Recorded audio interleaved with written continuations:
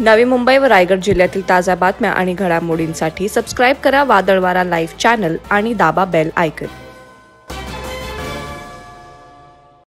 तळोजा औद्योगिक वसाहतीमधील एका केमिकल कंपनीला गुरुवार दिनांक 28 डिसेंबर रोजी रात्री 7:45च्या सुमारास महाभीषण आग लागली। सुदैवाने या आगीत कोणतीही जीवितहानी झाली नसली तरी आर्थिक नुकसान मोठ्या प्रमाणात झाले। नवी मुंबई परिसरातील तळोजा औद्योगिक वसाहतीमधील पडघा गावाच्या हद्दीतील प्लॉट नंबर 3C या ठिकाणी असलेल्या केमस्पेक केमिकल्स लिमिटेड कंपनीत लागलेली आग इतकी भीषण होती की कंपनीतून बॉम्ब फुटल्यासारखे आवाज येत होते। आगीच्या उंच ज्वाळा परिसरात पसरल्या होत्या। लांबच्या अंतरावरूनही आगीचे लोट दिसून येत होते।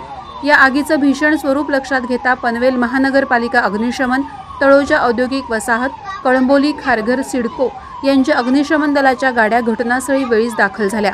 यानंतर रात्री उशिरापर्यंत या आगीवर नियंत्रण मिळवण्याचे प्रयत्न सुरू होते। अखेर मध्यरात्री 3च्या सुमारास आग विझवण्यात यश आलं। केमस्पेक केमिकल्स लिमिटेड कंपनी फार्मा सौंदर्य प्रसाधन बनवण्यासाठी लागणारं केमिकल बनवते। गुरुवारी रात्री कंपनीत कामगारांचं नेहमीप्रमाणे काम सुरू होतं। त्याचवेळी अचानक कंपनीच्या पावडर प्लांटला आग लागली। ही छोटी मोठी आग असेल म्हणून कामगारांनी ही आग विझवण्याचा प्रयत्न केला, मात्र केमिकल कंपनी असल्यानं आग लगेच पसरू लागली।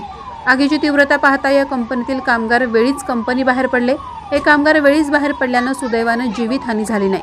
आगीनं होणारा मोठा अनर्थ टळला, मात्र ही आग कशी लागली याचं कारण मात्र अजूनही समजलं नाही। या आगीमुळे कामगार आणि स्थानिक ग्रामस्थ यांच्यात मोठ्या प्रमाणात भीतीचं वातावरण पसरलंय।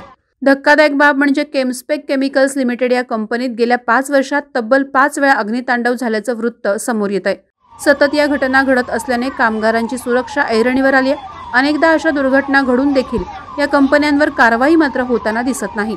जीवितहानी झाल्यावरच प्रशासन या घटनांची गंभीर दखल घेणार का, असा प्रश्न आता निर्माण होत आहे। वादळवारा लाईव्हसाठी संजय कदम, पनवेल।